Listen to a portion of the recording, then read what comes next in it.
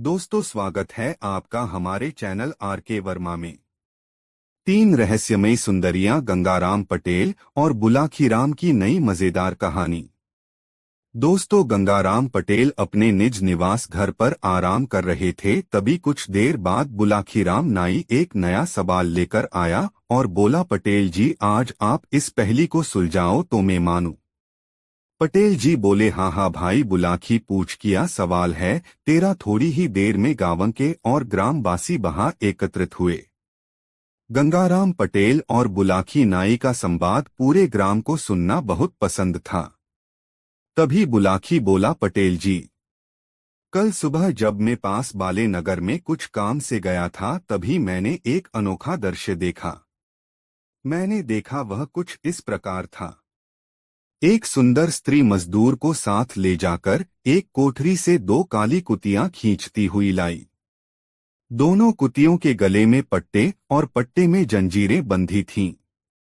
मजदूर उसकी आज्ञा के अनुसार दोनों कुतियों को दालान में ले गया और गुस्से से झटके के साथ उठ खड़ी हुई। उसने एक ठंडी सांस भरी और आस्तीन ऊपर चढ़ाई। फिर उसने साफी के हाथ से एक चाबुक लिया और मजदूर से कहा, एक कुतिया की जंजीर अमीना के हाथ में दे और दूसरी को मेरे पास ले आ।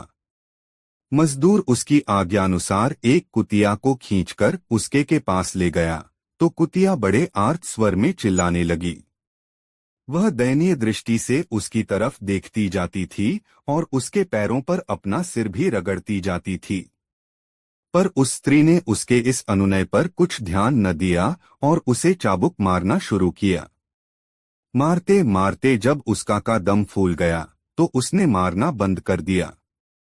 फिर मजदूर के हाथ से कुतिया को जंजीर लेकर उसके अगले पंजे पकड़कर पिछले पैरों पर खड़ा किया।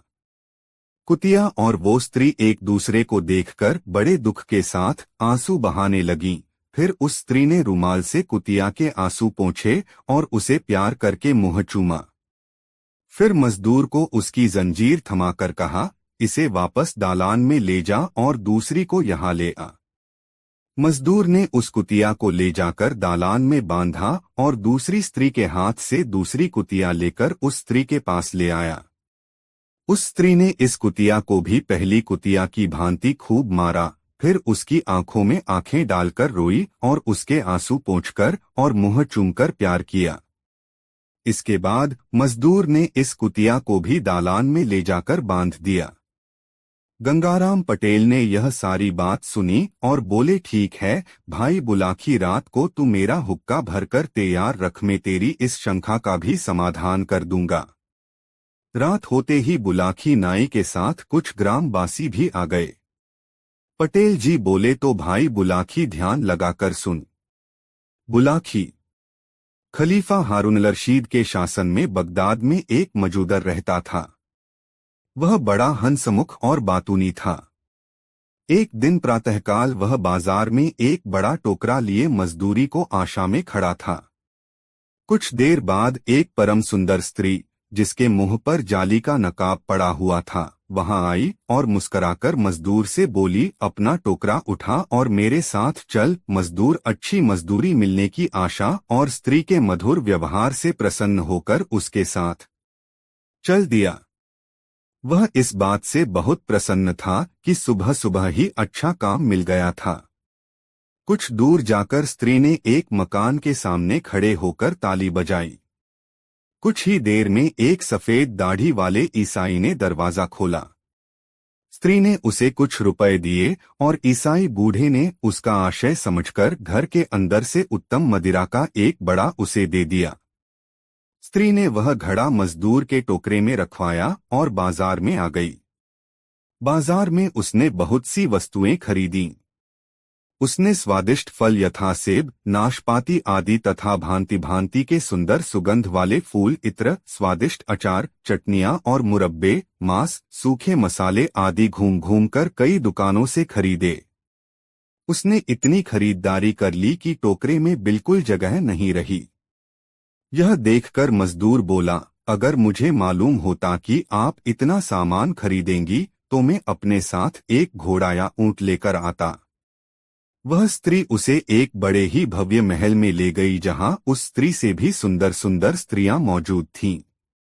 वहीं एक सिंहासन पर एक ऐसी स्त्री बैठी थी जिसका सौंदर्य था उन सभी स्त्रियों पर भारी पड़ रहा। उसका नाम जुबैदा था। उसने उस मजदूर को मजदूरी का इतना पैसा दिया जो उसकी कई दिनों की मजदूरी से भी अधिक था, मगर मजदूरी पाकर भी मजदूर वहां से न हटा। जुबैदा ने पहले तो सोचा कि वह कुछ देर और सुस्ताना चाहता है, लेकिन जब उसे बहुत देर हो गई तो उसने पूछा, क्या बात है, तू जाता क्यों नहीं? क्या तुझे मजदूरी कम मिली है?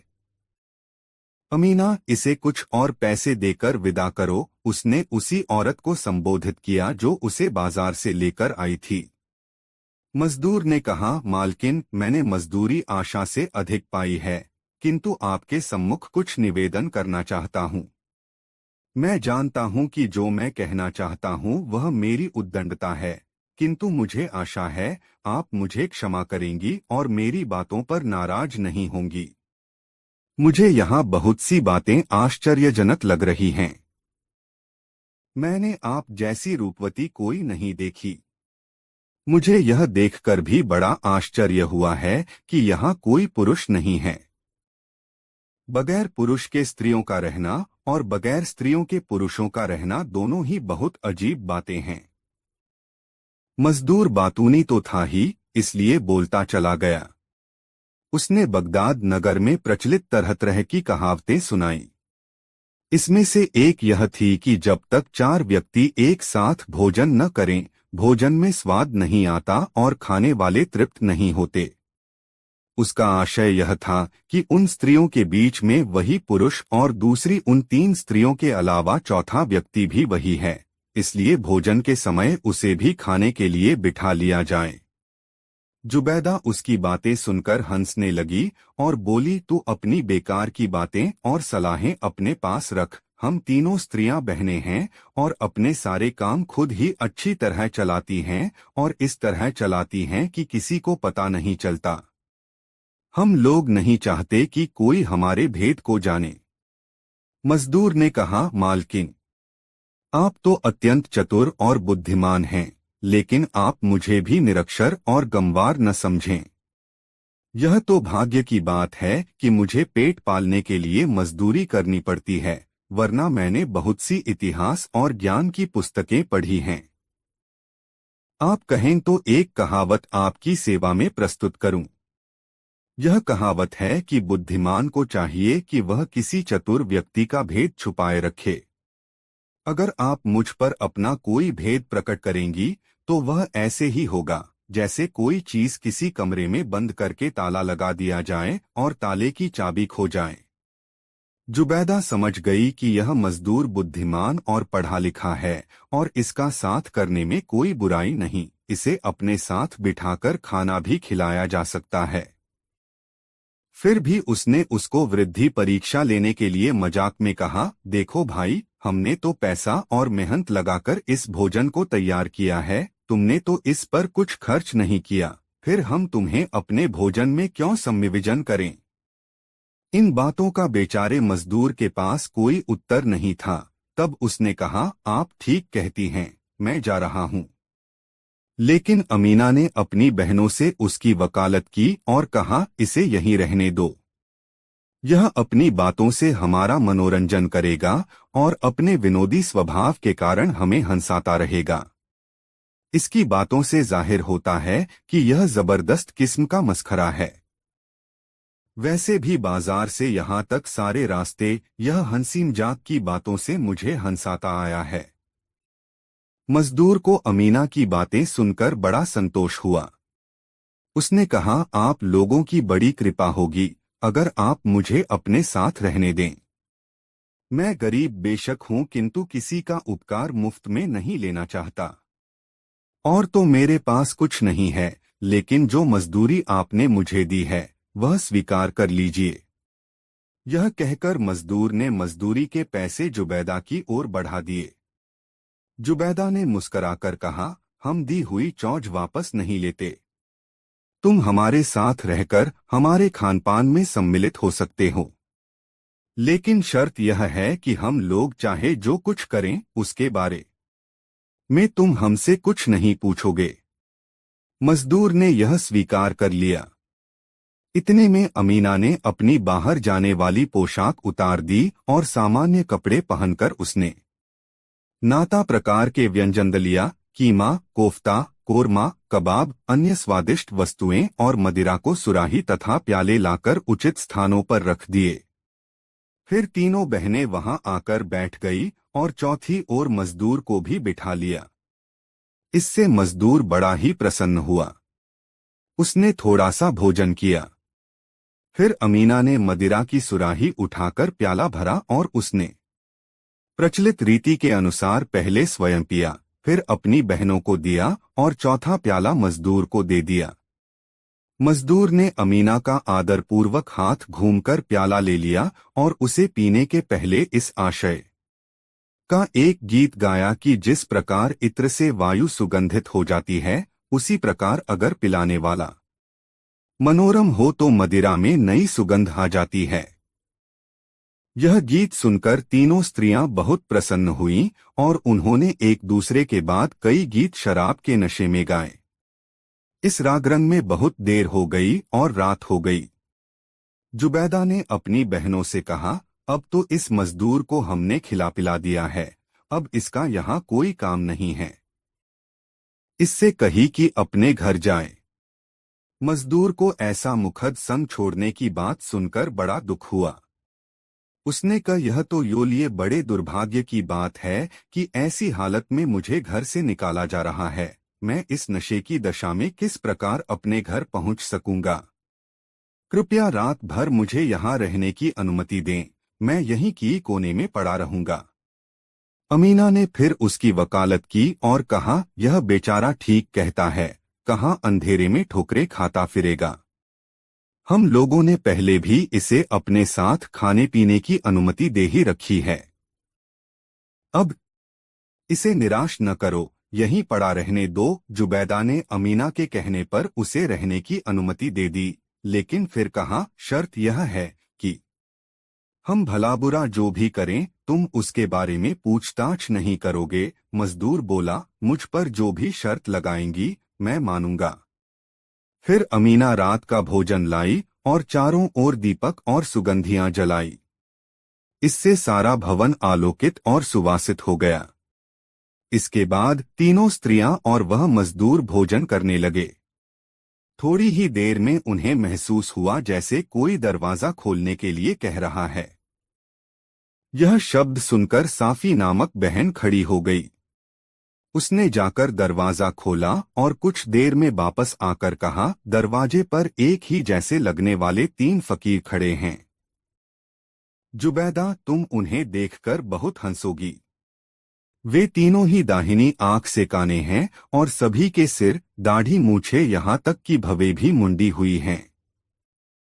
वे कुछ ही समय पहले बगदाद में प्रविष्ट हुए हैं और चाहते हैं कि उन्हें एक रात ठहरने के लिए जगह दे दी जाए, सुबह वे चले जाएंगे। बहन, मेरी प्रार्थना है कि उन्हें यहाँ रहने की अनुमति दे दो। वे रात को यहाँ रहकर हम लोगों का कुछ भला ही करेंगे, हमें किसी प्रकार कष्ट नहीं पहुँचाएंगे। जुबैदा ने साफी से कहा, अगर तुम यही चाहती हो तो उन्हें ले आओ, लेकिन उन्हें भी हमारे घर पर मेहमान रहने की शर्त बता देना और कह देना कि बाहर जो कुछ लिखा है उसे पढ़ लें। साफी जुबैदा से अनुमति पाकर प्रसन्नतापूर्वक चली गई और तीनों फकीरों को लेकर अंदर आ गई। फकीरों ने जुबैदा और अमीना को झुककर सलाम किया। दोनों ने सलाम का जवाब देकर उसकी कुशलक्षेम पूछी। इसके बाद उन्होंने फकीरों से भोजन करने को कहा। फकीरों ने मजदूर को देखकर कहा, यह तो अरब का मुसलमान मालूम होता है।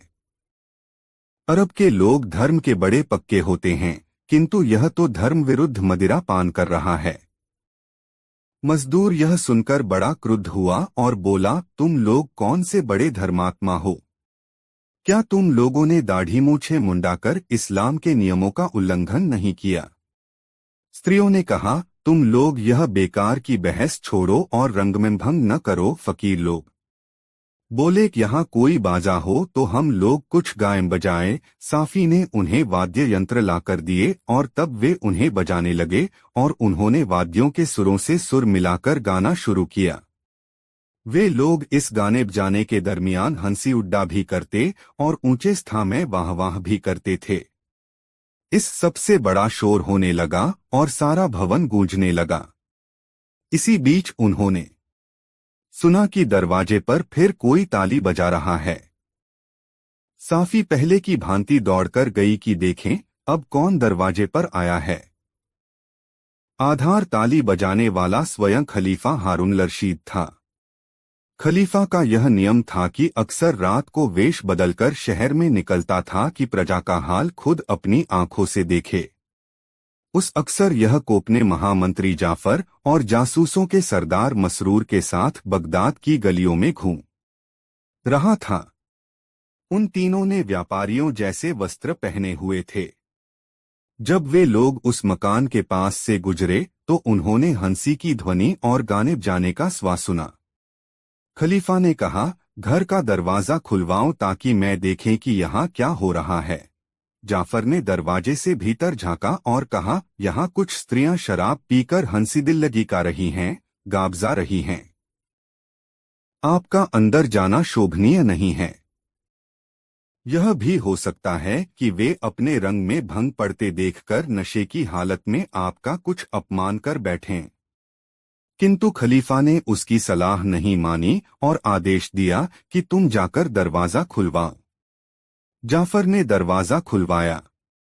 साफी ने दरवाजा खोला तो जाफर उसके रूप को देखता रह गया। फिर उसने जल्दी से एक कहानी गढ़ी। उसने कहा, सुंदरी, हम तीनों व्यापारी मोसिल नगर के निवासी हैं। हम व्यापार की वस्तुएं लेकर यहाँ आए हैं और एक सराय में ठहरे हैं। आज की रात को यहाँ के एक व्यापारी ने हमें दावत दी थी। हम उसके घर गए। उसने हमें बड़ा स्वादिष्ट भोजन कराया और उत्तम मदिरा पीने को दी। हम लोग नशे में आ गए तो उसने नृत्यांगनाओं को बुलाकर नाचने को आज्ञा दी। इस रागरंग में काफी समय हो गया और नशे की हालत में जोर जोर से हंसने और नाच गाने से बाहर काफी आवाज जाने लगी। उसी समय संयोगवश शहर का कोतवाल गश्त लेकर उधर से निकला और उसने उस घर पर छापा मार दिया। दरवाजा खुलवाकर उसने सब उलट पुलट कर दिया और कई आदमियों को गिरफ्तार कर लिया। हम लोग जान बचाकर एक दीवार से बाहर कूद गए। हम लोग इस शहर में किसी को नहीं जानते, न यहाँ रास्ते पहचानते हैं। हमें डर लगा रहा है कि हम इधर उधर भटकते हुए सराय पर कैसे पहुंचेंगे। यह भी संभव है कि वही कोतवाल गश्त लगाता हुआ आ निकले और हम लोगों को पकड़कर हवालात में डाल दे। सुंदरी, तुम दया करके अनुमति दो तो हम एक भर के लिए तुम्हारे मकान में किसी कोने में पड़े रहें। अगर तुम हमें संगीत के योग्य समझो तो हमें अपने गाने बजाने में शामिल कर लो। हम लोग यह तो समझ गए हैं कि तुम लोग गाने बजाने में अति निपुण हो। हमें भी संगीत में रुचि है और हम भी अपनी कला से तुम्हारे आमोद प्रमोद में हिस्सा ले सकते हैं। साफी ने कहा, मैं इस घर की मालकिन नहीं हूँ, तुम लोग जरा देर यहीं ठहरी। मैं मालकिन से तुम्हारे बारे में बात करती हूँ। अगर उसने अनुमति दे दी तो फिर कोई दिक्कत नहीं रहेगी और तुम लोग आराम से यहाँ रात बिता सकोगे। यह कहकर साफी अंदर गई और अपनों बहनों में नए व्यापारियों की दशा और उनको प्रार्थना की बात की। उन दोनों ने आपस में और साफी के साथ मंत्रणा की और कहा, उन्हें भी अंदर ले आओ। साफी जाकर खलीफा, जाफर और मसरूर को अंदर ले आई। तीनों ने बड़ी शिष्टता और सम्मान से स्त्रियों और फकीरों को प्रणाम किया। उन सबने उन्हें व्यापारी समझकर उनका और सम्मान यथायोग्य उत्तर दिया। जुबैदा, जो तीनों बहनों में बड़ी और सबसे बुद्धिमान थी, ने उनसे उनकी कुशलक्षेम पूछी और कहा, हम लोग जो कुछ कहें उसका तुम लोग बुरा न मानना। जाफर ने कहा, तुम सुंदरियों के मुंह से ऐसी कौन सी बात निकल सकती है जिसका को भी बुरा लगे किसी। जुबैदा ने कहा, मुझे यह कहना है कि तुम जहां तक हो सके चुप रहना और जिस बात का तुमसे सीधा संबंध न हो उसके बारे में कोई प्रश्न न करना। अगर तुमने ऐसा न किया तो हम तुमसे क्रुद्ध हो जाएंगे और इसका परिणाम तुम्हारे हक में अच्छा नहीं होगा। मंत्री बोला, अगर तुम्हारा ऐसा ही आदेश है तो हम ऐसा ही करेंगे और किसी के बारे में प्रश्न नहीं करेंगे। यह वादा लेकर जुबैदा ने उन सबके आगे खाद्य सामग्री रखी और उन्हें मदिरा परोसी। जब मंत्री जुबैदा से बातें कर रहा था उस समय खलीफा आश्चर्यचकित होकर उन स्त्रियों के सौंदर्य और तीक्ष्ण बुद्धि को देख रहा था। उसे इस बात से भी बहुत आश्चर्य हो रहा था कि तीनों फकीर दाहिनी आंख से क्यों काने हैं। उसकी प्रबल इच्छा थी कि वह फकीरों से इस बात का रहस्य पूछे, किंतु उसके दोनों साथियों ने इशारों ही में उसे ऐसा न करने के लिए कहा। मकान के अंदर की सारी रुखली और सुनहरी सजावट को देखकर वह मन ही मन कह रहा था कि ये चीजें जादू ही की हो सकती हैं, वास्तविक नहीं हो सकती। इतने में फकीरों ने उठकर अपने अपने ढंग से नाचना शुरू कर दिया। स्त्रियों को वह नाच पसंद आया और सबने उनकी नृत्य कला की प्रशंसा की। जब फकीरों का नाच हो चुका तो जुबैदा अपने स्थान से उठी और अमीना का हाथ पकड़कर बोली, बहन, यह तो तुम जानती ही हो कि यहाँ पर उपस्थित सब लोग हमारे अधीन हैं और इनकी उपस्थिति हमारे रोज के काम नहीं रोक सकती। अमीना ने उसका अभिप्राय समझकर इस जगह की सफाई शुरू कर दी। उसने भोजन के पात्र और मदिरा की सुराहियां और प्याले उठाकर बावर्ची खाने में रख दिए और गाने बजाने का सामान हटाकर फर्श पर झाड़ लगाई। इसके बाद उसने सारे दियों की बत्तियों के गुल काटे और कुछ सुगंधित तेल के दिए जलाए व वे कमरे को नए ढंग से संजा दिया। फकीरों और खलीफा तथा उसके साथियों को दालान में बिठा दिया गया था। मजदूर से उन्होंने कहा, तुझ जैसे हट्टे कट्टे आदमी को इन लोगों की तरह बैठना नहीं चाहिए। तू उठकर हमारे काम में हाथ बंटा। मजदूर रासरंग में शामिल नहीं हुआ था, आठ फौरन उठ खड़ा हुआ और अपने जोगे को कसकर कमर से बांधने के बाद बोला, बताओ क्या काम है? जो तुम कहोगी मैं करूंगा। दोस्तों, वीडियो को एक लाइक जरूर करें और यह कहानी आपको कैसी लग रही है कमेंट में जरूर बताएं। साफी ने कहा, तुम कुर्ते की आस्तीन भी चढ़ा लो क्योंकि हाथों से काम करना है। कुछ देर बाद अमोना ने दालान में एक चौकी बिछाई और मजदूर को साथ ले जाकर एक कोठरी से दो काली कुतियां खींचती हुई लाई। दोनों कुतियों के गले में पट्टे और पट्टे में जंजीरें बंधी थीं। मजदूर उसकी आज्ञा के अनुसार दोनों कुतियों को दालान में ले गया। अब जुबैदा गुस्से से झटके के साथ उठ खड़ी हुई। उसने एक ठंडी सांस भरी और आस्तीन ऊपर चढ़ाई।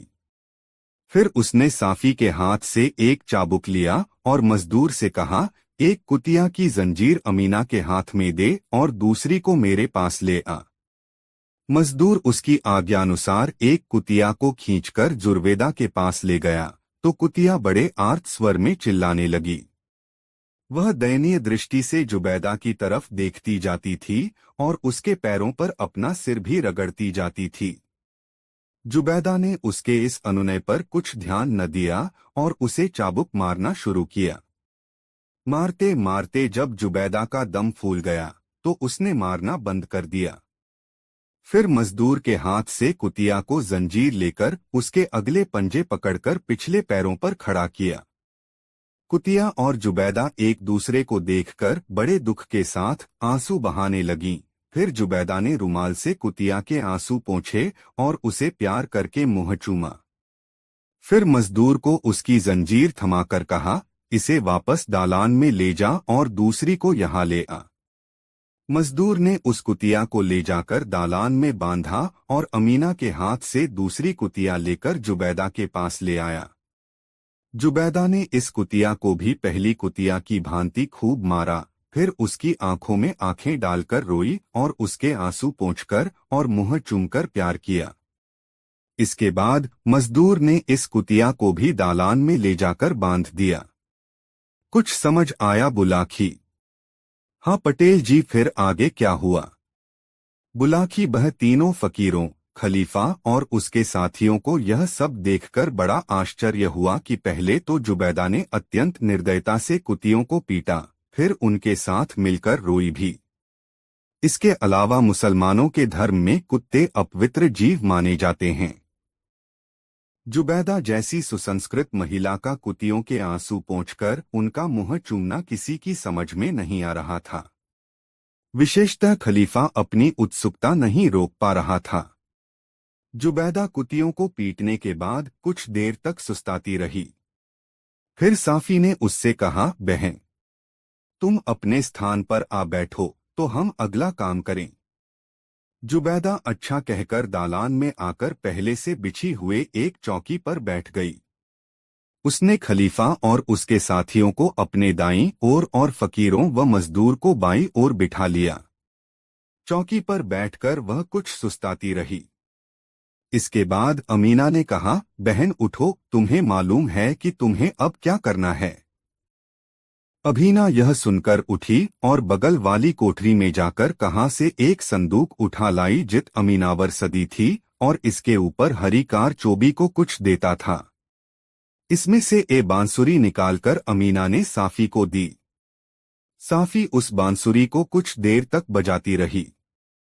खत्तीपा बांसुरी निक्षस्थित लोग उसका कौशल देखकर अत्यंत प्रसन्न हुए। फिर साफी ने अमीना से कहा, अब तुम बांसुरी बजाओ, मैं बजाते बजाते थक गई हूं। और अमीना ने बांसुरी लेकर कुछ देर तक सुर मिलाया, फिर एक बड़ा मधुर राग बजाना शुरू किया। बजाते बजाते उसमें मगन हो गई।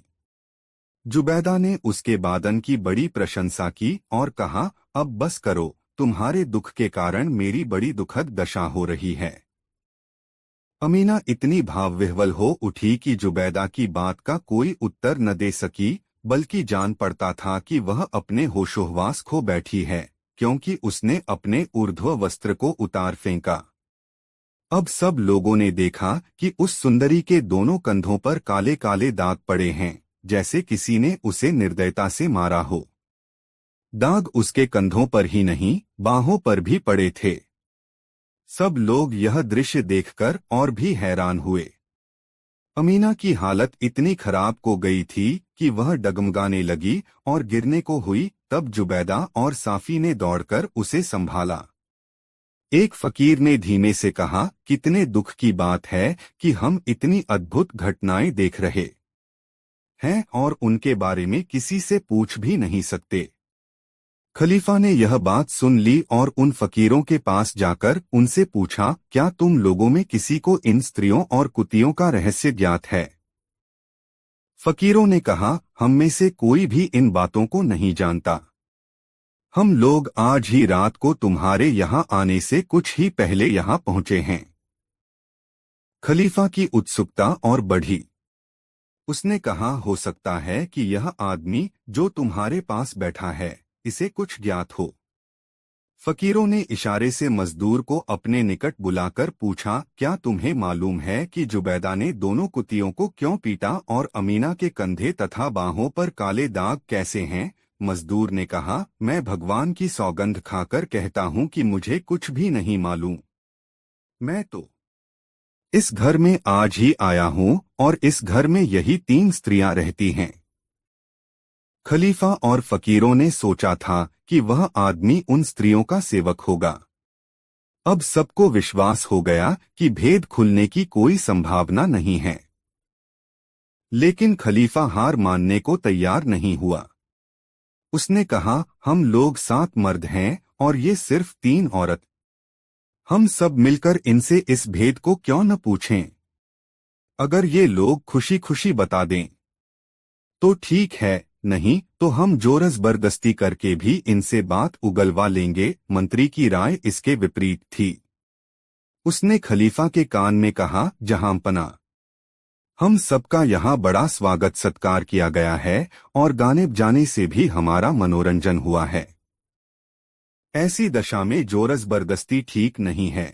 फिर आप यह भी देखें कि इन स्त्रियों ने किस शर्त पर हमें अपना अतिथि बनाया है। हमने भी उनकी यह शर्त मानी है कि हम कुछ पूछताछ नहीं करेंगे। अगर अपना अति वायदा तोड़ेंगे तो ये लोग क्या हमें बेईमान नहीं कहेंगी? यदि उन्होंने हमारे लिए ऐसा कलिए डूब मरने की बात होगी। मंत्री ने आगे भी समझाया, आप यह भी विचार करें कि जब इन स्त्रियों ने हमारे सामने इतने विश्वास से चुप रहने को शर्त रखी है, तो मालूम होता है कि इनके पास कोई ऐसी शक्ति है जिससे ये लोग शर्त तोड़ने वाले को दंड भी दे सकती हैं। ऐसा हुआ तो हमारे लिए और भी शर्म की बात हो जाएगी, चाहे हम बाद में इन्हें कितना भी दंड दे दें। मुझे यह भी कहना है कि अब रात बीतना ही चाहती है। इस समय आप कुछ न कहें। सवेरा होने पर मैं इन सारी स्त्रियों को पकड़कर आपके दरबार में ले जाऊंगा, फिर आप जो चाहें इनसे पूछ लीजिएगा। लेकिन खलीफा को ऐसी जिद सवार हो गई कि उसने मंत्री के ऐसे सत्यरामर्श पर कान न दिए और उसे झिड़क दिया, तुम चुप रहो, मैं सुबह तक प्रतीक्षा नहीं कर सकता। फिर उसने फकीरों से कहा, तुम जुबैदा से यह बात पूछो। मगर फकीरों ने इनकार कर दिया और बोला, हमारा इतना साहस नहीं है। फिर बादशाह ने जोर देकर मजदूर को यह पूछने पर राजी कर लिया। जुबैदा ने इन लोगों को खुसर फुसर करते देखा तो उसने पूछ ही लिया, तुम लोग आपस में क्या बात कर रहे हो? इस पर मजदूर ने कहा, सुंदरी, यह सब लोग जानना चाहते हैं कि आप दोनों कुतियों को निर्दयतापूर्वक पीटकर क्यों रोई, और जो स्त्री अपनी सुधबुध खो बैठी उसके कंधे और बाहों पर काले दाग कैसे हैं? जुबैदा यह सुनकर आगबबूला हो गई। बिफर कर उसने उन लोगों से पूछा, क्या तुम सबने मजदूर से कहा था कि यह बातें मुझसे पूछे? सबने एक मत होकर कहा, जाफर को छोड़कर हम सभी ये बातें जानना चाहते थे और हमने मजदूर से कहा था कि आपसे ये बातें पूछे। तुम सभी लोग बेईमान हो। तुम सबने प्रतिज्ञा की थी कि यहाँ की किसी बात के बारे में कुछ न पूछोगे, पर तुम अपनी उत्सुकता पर बिल्कुल संयम न रख सके। अब तुम्हारा सत्कार मेरे लिए बिल्कुल आवश्यक नहीं है। अब तुम लोगों को अपने किए का परिणाम भुगतना पड़ेगा। यह कहकर जुबैदा ने धरती पर पांव पटककर 3 बार ताली बजाई और जोर से कहा, तुरंत आओ। उसके ऐसा कहते ही एक द्वार खुला और उसमें से 7 बलवान हबशी नंगी तलवारें लिए वहां हाजिर हो गए। तब एक एक हबशी ने एक एक आदमी को जमीन पर पटक दिया और उसके सीने पर चढ़ बैठे। उन हब्तियों ने अपनी अपनी तलवारें म्यान से बाहर निकाल लीं। खलीफा क्षोभ और तब्बा के मारे मरा जा रहा था। उसे ऐसे व्यवहार की कतई भी आशा नहीं थी। हबशियों के मुखिया ने जुबैदा से पूछा, श्रेष्ठ सुंदरी, आपकी क्या आज्ञा है? क्या हम इन लोगों को यहीं खत्म कर दें? जुबैदा ने कहा, नहीं, कुछ देर ठहर जाओ। पहले इन लोगों से यह तो पूछ लें कि ये कौन हैं और यहाँ क्यों आए थे। मजदूर रोने लगा और बोला, भगवान के लिए मुझे छोड़ दो, मेरा कोई दोष नहीं है। मैं तो इन लोगों के बहकावे में आ गया। काने फकीर जहां जाएंगे वहीं दुर्भाग्य लाएंगे। जुबैदा को यह सुनकर हंसी आ गई। वह बोली, ऐसे कोई नहीं छूटेगा। पहले हर आदमी अपना हाल बताए कि वह वास्तव में कौन है, कहां से आया है, उसमें क्या क्या गुण हैं और यहां आने का क्या कारण है। इन बातों में जरा सा भी झूठ हुआ तो फौरन उसकी गर्दन काट दी जाएगी। परेशान तो सभी थे, लेकिन खलीफा हारून रशीद सबसे अधिक व्याकुल दिखाई दे रहा था। उसने एक बार सोचा, ऐसे तो इस स्त्री के पंजे से निकला नहीं जा सकता, किंतु यदि वह अपना ठीक ठीक परिचय तुरंत दे दे तो यह जरूर मेरा सम्मान करेगी। उसने धीमे से मंत्री से सलाह ली। मंत्री ने कहा, अभी हम लोग चुप रहें। जुबैदा ने तीनों फकीरों से पूछा, क्या तुम तीनों भाई हो? एक ने उत्तर दिया, हम भाई नहीं हैं, परंतु एक से कपड़े जरूर पहनते हैं और साथ रहते हैं। जुबैदा ने फिर पूछा, क्या तुम लोग जन्म से ही काने हो? उनमें से एक ने कहा, ऐसा नहीं है, हम पर ऐसी विपत्तियां पड़ी जो न केवल जानने बल्कि इतिहास में लिखे जाने के योग्य हैं। उन्हीं के कारण हमारी आंखें जाती रहीं और हमने अपनी दाढ़ी, मूछें और भवे मुंडवा डालों और फकीर बन गए। जुबैदा ने एक एक करके शेष 2 फकीरों से भी यही प्रश्न किए और दोनों ने वही उत्तर दिए जो पहले फकीर ने दिए थे। तीसरे ने यह भी कहा, आप अनुमति दें तो हम लोग अपना वृत्तांत विस्तृत रूप में कहें। हम तीनों की भेंट आज ही शाम को इस नगर में हुई है, क्योंकि हम तीनों ही बाहर से आए हैं। विश्वास मानिए कि हम तीनों ही राजकुमार हैं और हमारे पिता बड़े प्रख्यात बादशाह हैं। हम सब चाहते हैं कि अपना वृत्तांत विस्तृत रूप से आपसे कहें। उन लोगों की बातें सुनकर जुबैदा का क्रोध कुछ कम हुआ। उसने हबशियों से कहा, तुम लोग इनके सीने से उतर जाओ। ये लोग बैठकर अपना अपना हाल कहेंगे। जो अपना पूरा हाल और इस घर में आने का कारण बताता जाए, उसे छोड़ते जाओ ताकि वह जहां चाहे चला जाए। जो ऐसा न करे तुम उसका सिर उड़ा दो। अभी तुम इन लोगों के पोछे नंगी तलवारें लिए खड़े रहो। चुनाचे उसी दालान में खलीफा और अन्य 6 लोगों को एक कालीन पर बिठा दिया गया। हर आदमी के पीछे एक एक हबशी नंगी तलवार लेकर खड़ा हो गया, ताकि जुबैदा का इशारा होते ही वह उसका वध कर दे। सबसे पहले मजदूर ने अपनी बात कही। मजदूर बोला, है सुंदरी, आज सवेरे मैं अपना टोकरा लिए काम की तलाश में बाजार में खड़ा था, तभी तुम्हारी बहन ने मुझे बुलाया। मुझे लेकर पहले वह शराब बेचने वाले के यहाँ गई, फिर कुंजड़े की दुकान पर से उसने ढेर सी तरकारियां खरीदों और फल वाले के यहाँ से बहुत से फल लिए। गौरत वाले के यहाँ से उसने तरह तरह का मांस खरीदा और अन्य दुकानों से भी बहुत कुछ लिया। फिर सारा सामान मेरे सिर पर लदवाकर आपके घर में लाई। आपने कृपा करके मुझे अब तक ठहरने दिया और खान पान दिया, जिसके लिए मैं आपका आजीवन आभारी रहूंगा। यही मेरी राम कहानी है। मजदूर की बातें सुनकर जुबैदा ने कहा, तेरी बातें ठीक मालूम होती हैं। अब तू तुरंत यहाँ से चला जा और खबरदार, आगे भी मेरे सामने न आना। मजदूर यद्यपि मुसीबत से छूटा था, किंतु उसकी चपलता न गई। उसने कहा, यदि आप अनुमति दें तो मैं इन शेष महानुभावों की कहानियां भी सुन लूं, फिर घर चला जाऊंगा। जुबैदा ने अनुमति दे दी और कहा, दालान के एक कोने में खड़ा होकर चुपचाप सुन ले, कुछ बोलना चालना नहीं। मजदूर ने ऐसा ही किया। फिर जुबैदा ने फकीरों को अपनी अपनी आत्मकथाएं सुनाने का इशारा किया। तत्पश्चात एक एक करके तीनों फकीरों ने अपनी आप बीती सुनाई। जो भी आप बीती सुनाता जाता था, जुबैदा उसे हबशी के चंगुल से मुक्त कर देती थी। मगर मुक्त होने के बाद भी कोई वहां से गया नहीं।